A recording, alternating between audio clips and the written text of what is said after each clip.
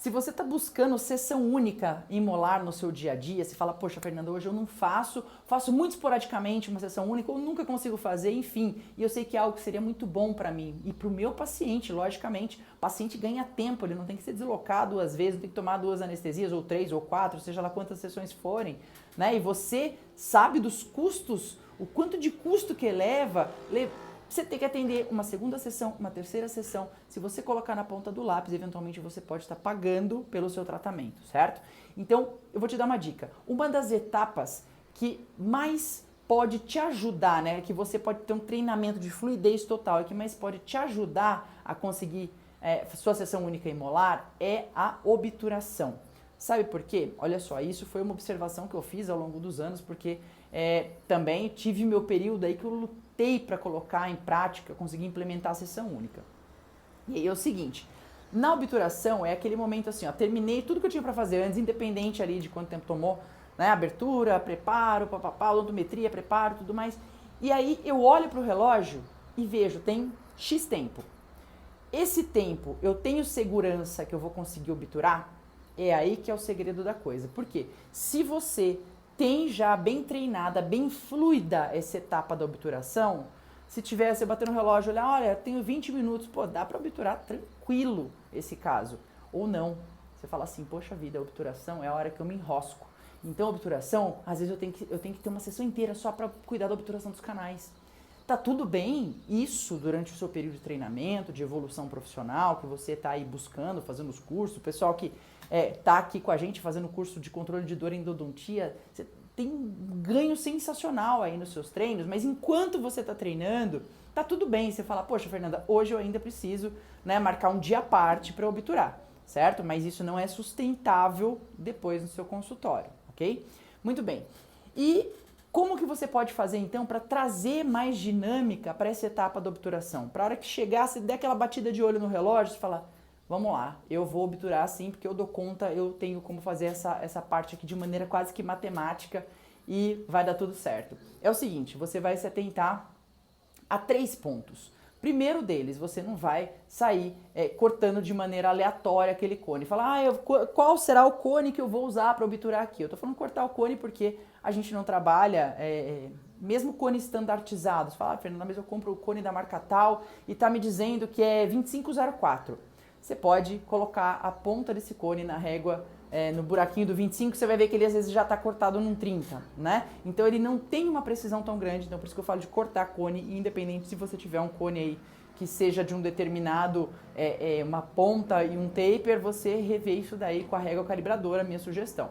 Porque a gente está trabalhando aí na precisão para você ganhar tempo na obturação. Primeira coisa então, vai cortar o cone, você não vai cortar de maneira aleatória.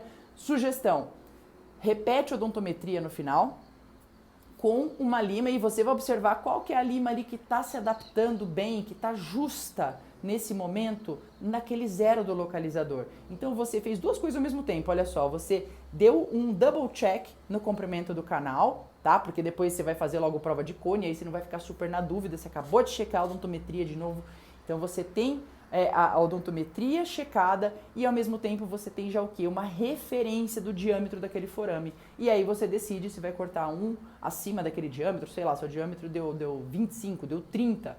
Diâmetro 30 de forame, você vai cortar 35, o cone, certo? E lógico, de acordo com o taper, com a conicidade, né? 0,4, 0,6, 0,5, de acordo com o que você fez o seu preparo.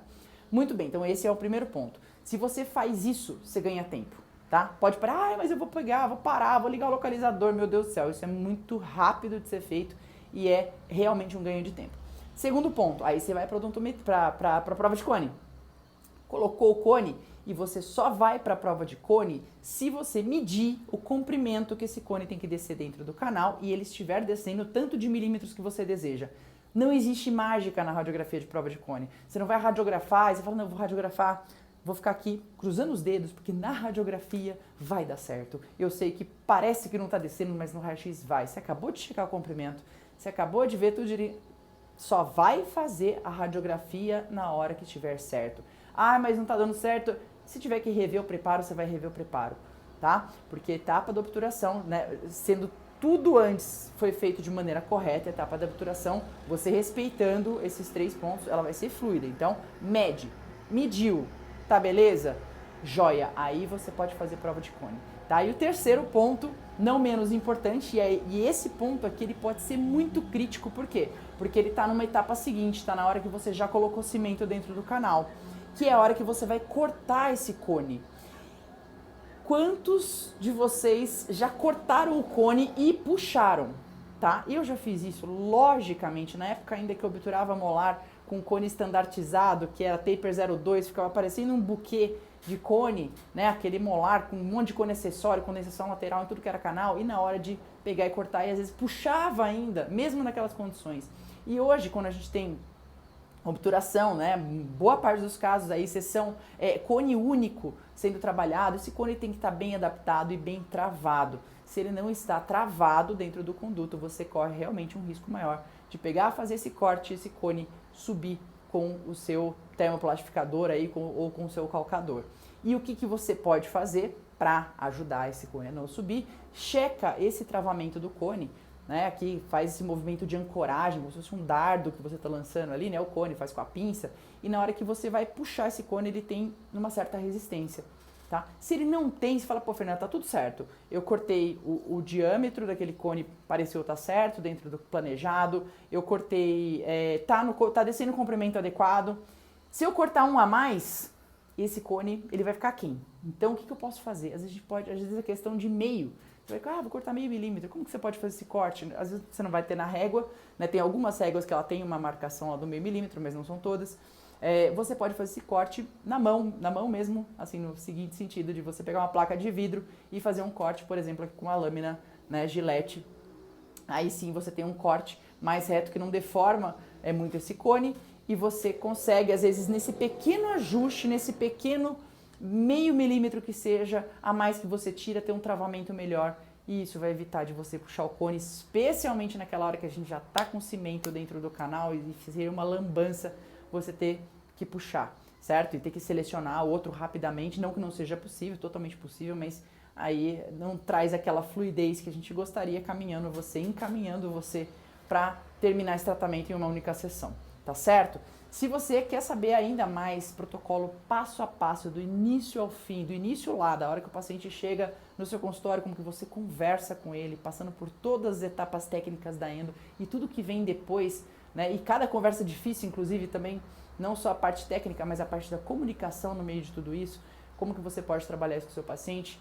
Convido você a se inscrever na nossa Endo Lovers VIP List, especialmente aqui hoje, pelo menos, esses próximos, eu posso falar de hoje, não posso falar de nada de próximo não. Pelo menos hoje tá rolando aí ofertas e conteúdos exclusivos para quem faz parte da nossa VIP List e quer avançar nesse sentido e quer ter todo esse conteúdo. Me ajuda aí para você ter uma endodontia sessão única aí de forma muito fluida. Não é só fazendo sessão única, ainda sessão única sem correria, com qualidade, sem estresse, com o paciente vendo valor no seu tratamento. Então, digo para você, se você ainda não é cadastrado, clica no link que está aqui na descrição desse vídeo ou na bio do Instagram e recebendo, né, os nossos conteúdos, as nossas ofertas exclusivas. Torço para você estar aí com a gente, podendo caminhar, alçar voos cada vez maiores na endodontia, porque é uma especialidade maravilhosa e que dá um retorno incrível em todos os sentidos. Tá ok? Um grande abraço, um grande beijo e a gente se vê na próxima.